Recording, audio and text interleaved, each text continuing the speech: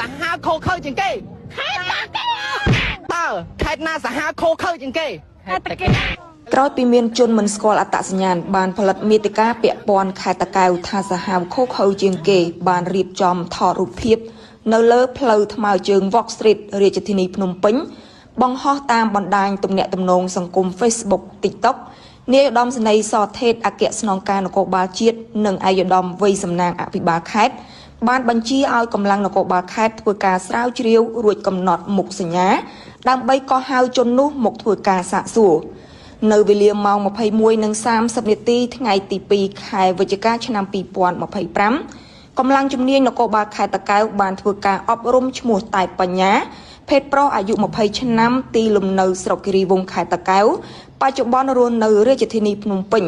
ដែលជាអ្នកផលិតមាតិកាមកធ្វើការសុំទោសនិងធ្វើកិច្ចសន្យា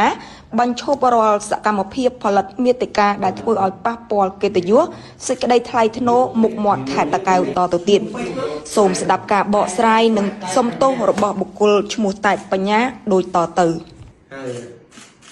ជាដំបូងខ្ញុំបាទបញ្ញាសុំទោសទៅកាន់ពុកម៉ែបងប្អូនអស់គ្នាជាពិសេសខេត្តតាកែវតែម្ដងដែលខ្ញុំបាទ